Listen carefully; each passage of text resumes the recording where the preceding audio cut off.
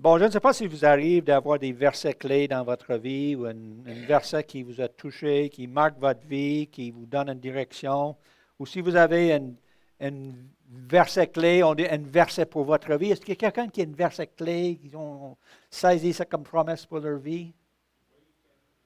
Ah, Isaïe 41, 31, oui, vas-y, Jacques. Ah, là, il va le fouiller, là. Ça, les jeunes se lèvent comme il y en a là-dedans, là. Il y en a là-dedans. Mais c'est bien, c'est bon. Y en a-tu d'autres? Oui, oui.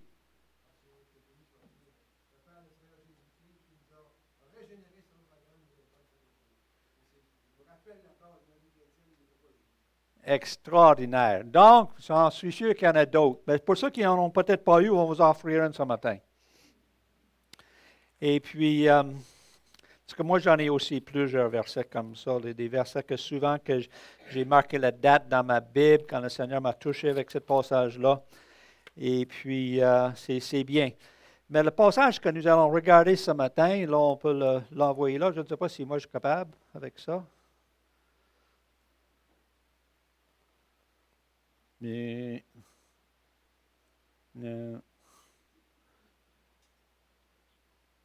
voilà. Donc, c'est Colossiens, je pense qu'il y a 24 aussi. Oui, 23, 24. Tout ce que vous faites, faites-le de bon cœur, comme pour le Seigneur et non pour les hommes, sachant que vous recevrez du Seigneur l'héritage pour récompense, servez Christ le Seigneur. On en manque juste le 24, là. C'est pas grave. Donc, ce matin, nous allons prendre ce petit passage-là. Et puis, il y a 4 sections dans ce passage-là. On va les prendre section par section pour arriver à mieux saisir la portée de ce verset-là. Et puis, ça commence avec la première section. Tout ce que vous faites. Tout. Donc, je ne sais pas exactement ce que ça veut dire le mot tout, mais nous avons un Français avec nous, même deux ce matin. On a M. Marc Isambran qui nous visite. C'est un spécialiste en français. Il aime ça, l'entomologie, qui est l'étude des mots. Il m'a dit ça cette semaine. Donc, Marc, qu'est-ce que ça veut dire tout?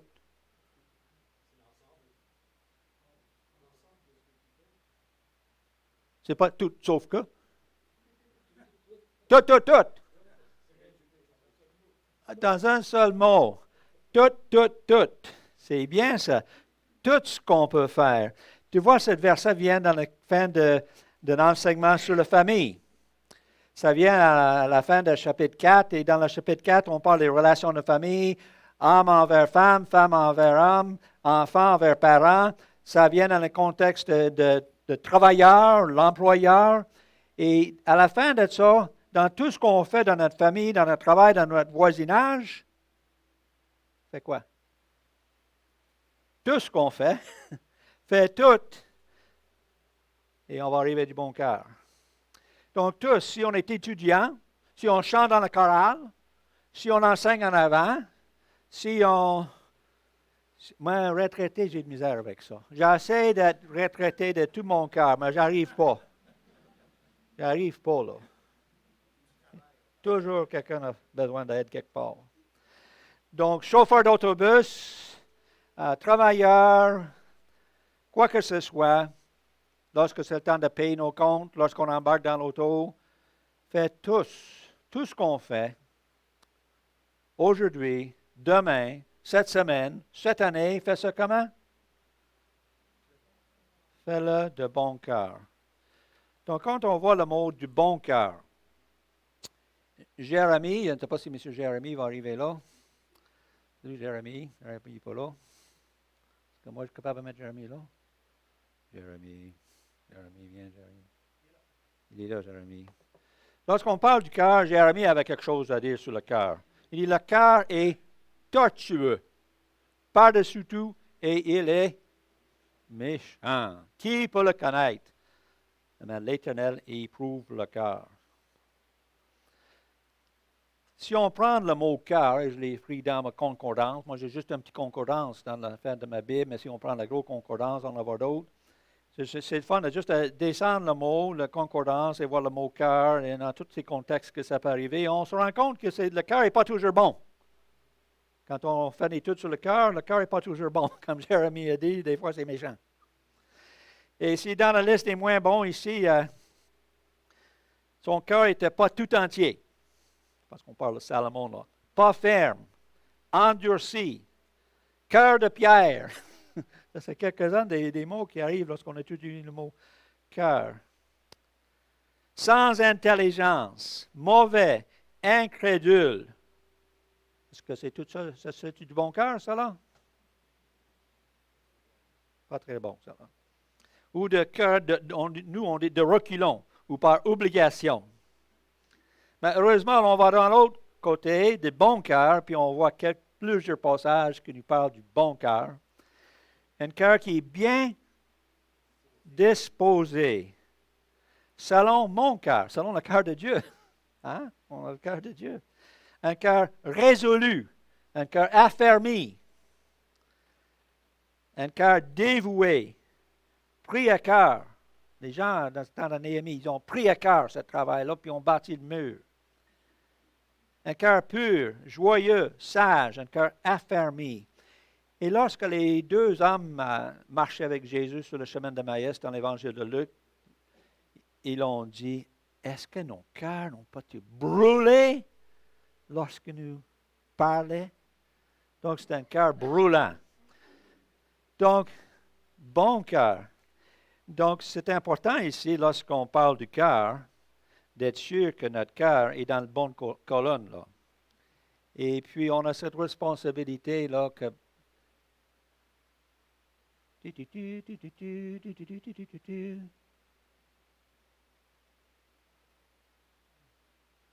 C'est pas celui-là, là, mais le proverbe que je cherche, c'est veille sur ton cœur plus que toute autre chose, car c'est de elle vient les issues de la vie.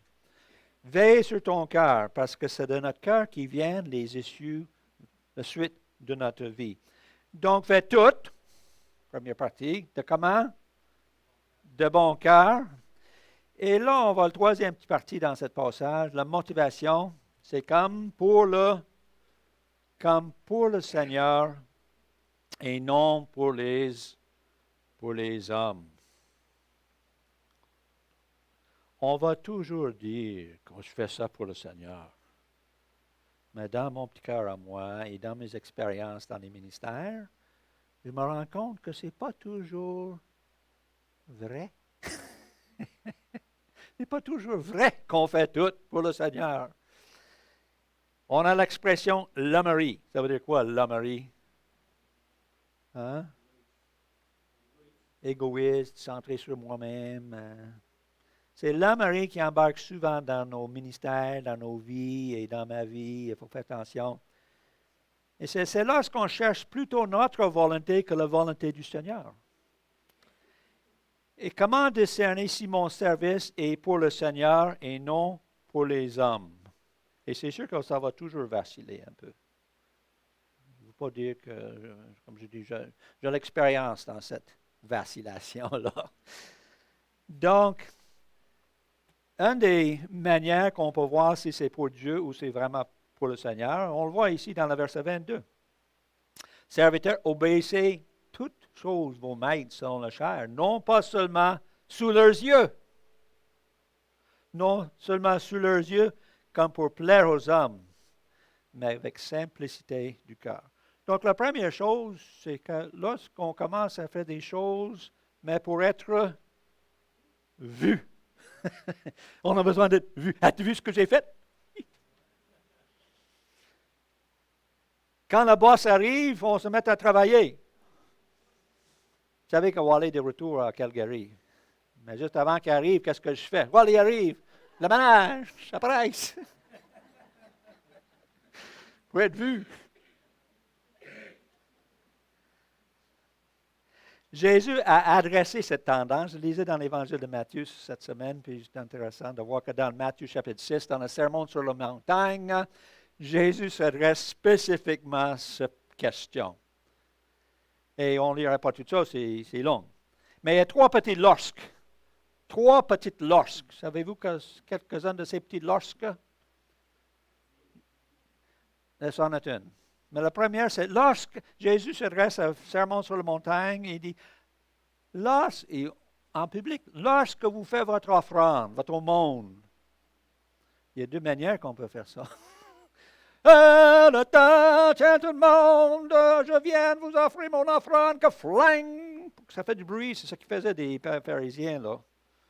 Jésus a parlé de ça une autre fois, la pharisien qui vient garocher ça pour que ça fasse plus de bruit, puis la petite veuve qui mit son morceau. Donc, lorsque vous faites l'aumône, faites ça d'une manière discrète, d'une manière silencieuse, d'une manière personnelle. Ce n'est pas pour attirer l'attention. Moi, quand je vois dans le journal une corporation qui a fait un don de 10 000 mais ils ont toutes les personnes dans le shop qui sont là avec le gros chèque comme ça de 10 000 Regarde ce qu'on est bon, viens l'acheter chez nous. Je pense que Jésus s'est adressé à ça. Et lorsque ça peut être vu, notre générosité, ça ne vaut pas cher. Le Seigneur n'a pas besoin de ça. Le deuxième, peut-être lorsque, dans ce texte-là, c'est lorsque vous priez. Lorsque vous priez, et on parle ici en public, ne faites pas des longues prières élégantes, pleines de mots que personne ne comprend, pour être vu des hommes. Mais quand vous priez, gardez ça silencieusement dedans de vous. Ça, on va prier tout à l'heure. J'espère que je ne parle pas personne. Là, mais l'idée, là, ce n'est pas prier d'une manière à attirer l'attention sur votre propre spiritualité. Parce que si vous faites ça, vous n'êtes pas spirituel pendant tout. C'est ça que Jésus dit, là. Donc, le troisième petit lorsque, pour être vu, c'est lorsque vous jeûnez. Ça fait 2 semaines que je n'ai pas mangé. Je jeûne. Ouh! C'est pour attirer l'attention. Le jeûne, ce n'est pas pour ça, pour montrer comment on est spirituel, quoi que ce soit. Fais ça dans le privé. Donc, ça, c'est Jésus qui nous dit ça. Il dit ça à tout le monde sur le sermon sur la montagne. Lorsque. Et dans le chacun, et Dieu vous récompensera. Donc, une manière de servir l'homme et non pas le Seigneur, c'est quand on cherche à être vu. Il y en a d'autres. Il y en a peut-être plus que ça. Je puise ici dans mes expériences personnelles. On cherche l'approbation des hommes lorsqu'on essaie de prouver quelque chose. Prouver que j'ai raison. Prouver que je fais ça mieux que toi. Prouver que je n'ai pas besoin de personne. Une petite illustration, moi, je me rappelle encore de ça, même si ça fait longtemps. Mon premier emploi à l'Université Laval. Je travaillais comme dans la recherche en agriculture pour un professeur qui était d'une autre race, puis j'avais de misère avec lui. On avait comme un petit conflit de personnalité. Je me suis fait clairer. Première fois que j'étais clairé, la seule fois que j'étais clairé de ma vie même. Mais la dernière semaine, là, qu'est-ce qu'on fait quand on est clairé? On sait qu'on reste une semaine. Hein? Et qu'on a le travailleur modèle, là, on fly, on fait tout au mieux qu'on peut. Les gens sont, hey, ce qui se passe là, qu'est-ce qu'il fait lui là? J'étais comme ça. Puis j'étais en train de dire, là, vous allez regretter ce que vous avez fait là. Vous allez regretter ça longtemps, parce que je m'en vais. Je suis important ici. C'est cette notion-là de prouver, hein? Et on voit ça malheureusement dans bien de nos expériences. Dans une expérience dans le Seigneur de 50 ans, même ainsi, malheureusement, j'ai vu beaucoup de services chrétiens qui est fait pour prouver quelque chose. Jacques nous dit que on peut avoir une zèle. Souvent, quand on peut prouver, on est très zélé, zèle. Mais cette zèle devient quoi? Une zèle amère. Parce que lorsqu'on cherche à prouver quelque chose, on est très zélé, mais le résultat de ça, c'est dispute, c'est querelle, c'est reniement, c'est des gros mots des fois. Et ce service ne vient pas du Seigneur, se viennent, comme Jacques nous a dit, oh, je n'aime pas ce passage-là. Il dit, c'est terrestre, c'est charnel et c'est diabolique. C'est ça le service du Seigneur qu'on fait là. Oh, non. Lorsqu'on cherche à être vu, lorsqu'on cherche à prouver, peut-être d'autres choses aussi, on ne sert pas le Seigneur. On sert notre propre ego. Donc, gardez notre cœur plus que toute autre chose, car c'est de elle qui viennent les issues de la vie. Le service du Seigneur doit venir d'un amour pour le Seigneur. J'aime l'Éternel car il entend ma voix. Il a penché son oreille vers moi. Je l'invoquerai tous les jours de ma vie parce qu'il m'aime. Et lorsqu'on est aimé du Seigneur, il nous dit, Jésus, aimez le Seigneur de tout ton cœur, de toute ton âme, de toute ta force, de toute ta pensée, parce qu'il nous aime comme ça. Et la motivation de la vie chrétienne, ce n'est pas de vue, c'est de pas prouver, c'est de remercier le Seigneur pour son amour envers nous. Et 1 Timothée 1,5, je ne sais pas si on va arriver à ça là. Le but du commandement, c'est d'une charité venant d'un cœur pur, d'une bonne conscience et d'une foi sincère. Avec cela, on sert le Seigneur. Et peut-être mise en point ici, là. Parce que même si on ne cherche pas l'approbation des hommes, on réalise quand même que c'est important de reconnaître le service des hommes, de valoriser et remercier des gens qui nous servent. Je vois des gens qui servent ici à l'Église en silence depuis des années, tranquilles, ne cherchent pas à être vus, mais ils sont là fidèlement et sans eux, on n'aura pas vraiment... Et ça sera froid ici ce matin. On n'aura pas de son. Hein?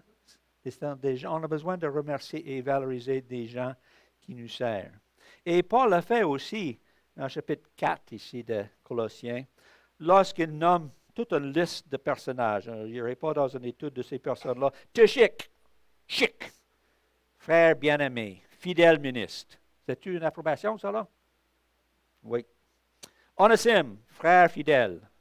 Barnabas, Marc, Épaphras, qui est des vôtres, vous salue, serviteur de Jésus-Christ. Il ne cesse de combattre pour vous dans ses prières. Fait pleinement disposé à faire toute la volonté de Dieu. Luc, médecin bien-aimé. Il y en a un ici que j'ai de misère à prononcer le nom, donc je l'ai barré. Je l'ai changé. C'est verset 17. Dites à, je ne suis pas capable de dire son nom, c'est comme le nom qu'on a vu. Donc moi j'ai mis mon nom là. Je l'ai remplacé par mon nom. Dites à Frank, prends garde de ton ministère que tu as reçu dans le Seigneur afin de bien le remplir. Ce n'est pas juste Archip. On peut mettre tous notre nom là. C'est notre désir. Prends garde du ministère que tu as reçu dans le Seigneur afin de bien le remplir. Et le quatrième, si on revient à Colossiens, il nous dit là, comme pour le Seigneur et non pour les hommes, sachant que vous recevrez du Seigneur l'héritage pour récompense. Servis le Seigneur. Sachant que vous recevrez du Seigneur l'héritage.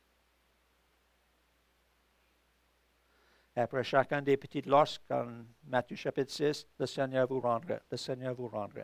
Qu'est-ce qu'il nous rend? Moi, je crois que c'est les fruits de l'Esprit dans notre vie. Il nous rend la paix dans notre cœur. Il nous rend la joie. Il nous rend la patience. Il nous rend la foi. Il nous rend la bonté. Et il nous rend la réussite. Il nous rend le contentement. Parce que ça vient du Seigneur. Ils viennent pas des hommes, mais ça vient du Seigneur. Moi, je ne peux pas recevoir la patience des hommes. C'est le contraire que je reçois. Mais quand ça vient du Seigneur, il nous touche. Un des passages que le Seigneur a mis dans mon cœur, bien des années, parce que Paul a dit, je suis que je suis par la grâce de Dieu. Je ne suis pas plus, je ne suis pas rien, je n'ai rien à prouver à personne. Il y a un problème avec quelqu'un a un problème avec moi, mais c'est leur problème. Je suis que je suis par la grâce de Dieu. Ça libère, ça. Je pense qu'une deuxième récompense, c'est ce petit clin d'œil du Seigneur lorsqu'il dit, entre, mon fidèle serviteur. Hein, entre. Avec joie, on rentre dans les bras du Seigneur. Pas avec honte, avec joie. Et c'est sûr que la vie éternelle dans cette maison préparée d'avance pour nous, où est-ce qu'on va passer l'éternité. Donc, le salaire de notre service chrétien ne vient pas toujours ici sur la terre. On voit aussi que ça vienne pour l'éternité au ciel. Servir le Seigneur. Il y a quelques exemples de personnes qui remplissent bien ce verset à travers la parole de Dieu. On vient de nommer plusieurs dans le chapitre 4. Mais il y en a une qui a touché mon cœur il y a bien des années, là. Il s'appelle en anglais Hezekiah. Je le connais par Hezekiah, mais ils ont changé son nom en français à Ézéchias. Et il y a un verset qui résume la vie d'Ézéchias. Je ne sais pas si on peut trouver M. Ézéchias dans 2 Chroniques 31. 2 Chroniques 31. Ézéchias est venu au père. Son père, Asa, c'est un des pires des rois. Ils l'ont même pas enterré dans le cimetière pour les rois. Son fils Manassé est encore pire que son grand-père. Mais pendant 29 ans, nous avons ce monsieur qui s'appelle Ézéchias, qui a régné sur Juda et qui a fait un réveil spirituel. Il a même envoyé des lettres pour inviter les autres 10 tribus de venir les joindre à Israël. Voici ce que fit Ézéchias dans tout Juda. Qu'est-ce qu'il a fait? Il fait ce qui est bien, ce qui est droit et ce qui est vrai devant l'Éternel, son Dieu. Il agit de comment? De tout son cœur. Et il réussit dans tout ce qu'il entreprit en cherchant son Dieu pour le service de la maison de Dieu, pour la loi et pour les commandements. Peux-tu avoir un meilleur témoignage de vie que ça? On va écrire ça sur la pierre tombale. Là. Il agit de tout son cœur. J'aime beaucoup M. Hezekiah. Puis un autre de mes amis dans l'Ancien Testament, Esdras. M. Esdras, est-il là? Bonjour Esdras. Car Esdras avait appliqué son cœur à étudier et à mettre en pratique la loi de l'Éternel et à enseigner au milieu d'Israël les lois et les ordonnances. Et c'est important de voir là. Premièrement, il a appliqué son cœur à. Et deuxièmement, là, j'ai étudié ça, qu'est-ce que j'ai vu? Je m'en vais enseigner ça. Oh, passez par la pratique avant. Parce que quand on passe par la pratique, ça vous donne la crédibilité ensuite pour enseigner. Donc, étudier et tout son cœur. C'est cette expression ce matin qu'on essaie de sortir. Donc, voilà quelques exemples de personnes comme Paul lui-même. Tout ce que vous faites, faites-le de bon cœur, comme pour le Seigneur et non pour les hommes, sachant que vous recevrez du Seigneur l'héritage pour récompense, servir Christ le Seigneur. Ce matin, nous allons célébrer le repas du Seigneur.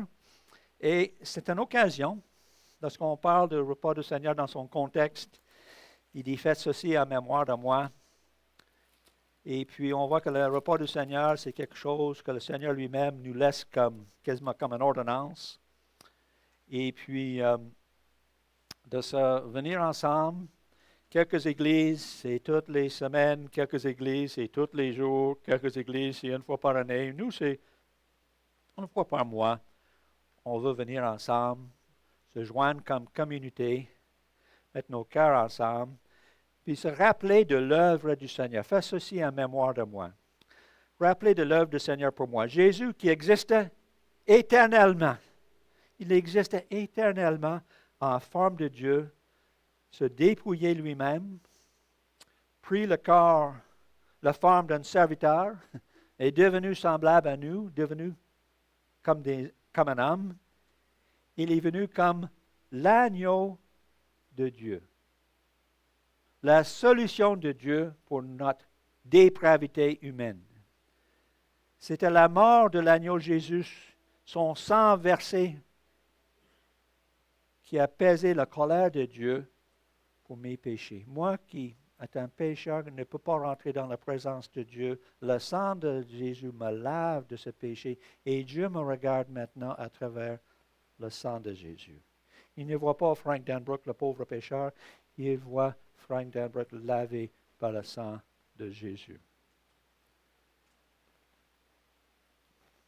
Donc le repas du Seigneur nous ramène au pied de la croix pour se rappeler la signification de ce grand sacrifice. Dieu, l'homme, pour mourir pour moi. Et deuxièmement, le Seigneur nous demande, ou Paul, dans ce passage à Corinthiens, nous demande à s'éprouver, à s'examiner soi-même. Examiner, peut-être pour poser la question, quelle est la condition de mon cœur? Parce que c'est ça le premier examen. On a vu qu'il y a toutes sortes de cœurs différentes, là. Mais lorsqu'on vient au repas du Seigneur, autour de cette table, où est-ce qu'on voit que cette œuvre de Jésus, il demande, OK, examinez vos propres cœurs. Sonde-moi, écoute. Le verset, là, le chant qu'on a chanté, ça fait partie, là.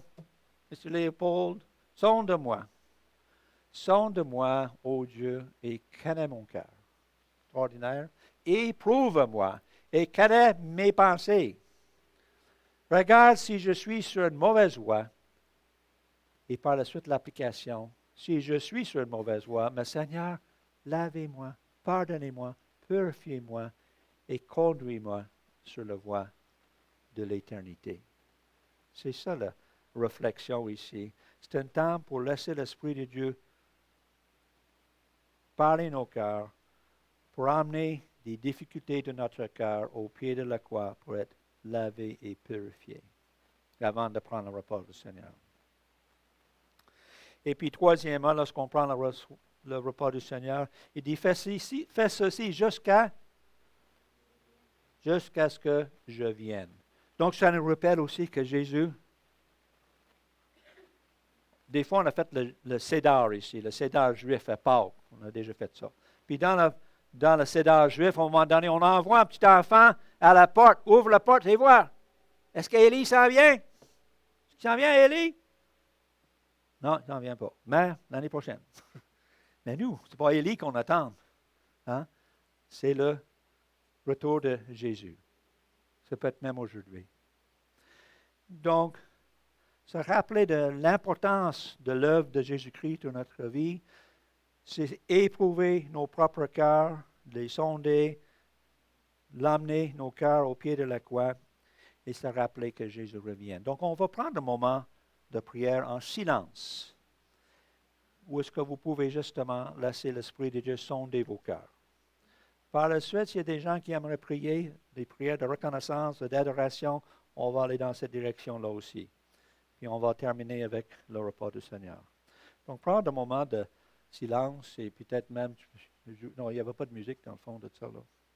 Seigneur, on vient devant toi avec nos cœurs pour te laisser éprouver nos pensées, nos cœurs.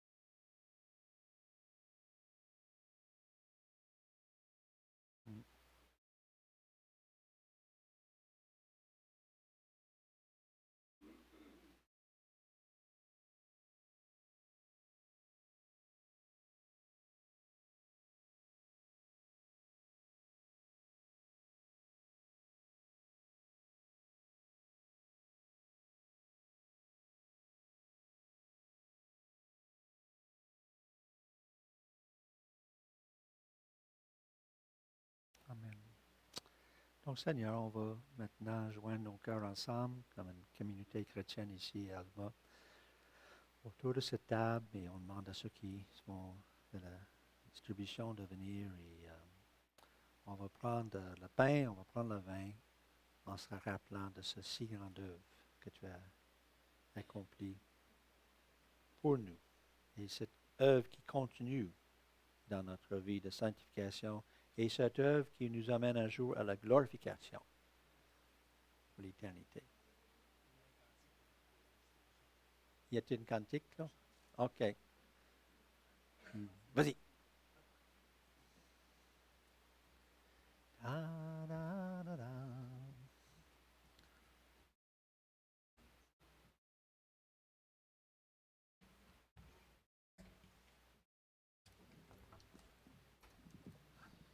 Il n'y a pas d'autre micro pour rejoindre à vous, il n'y a pas de micro.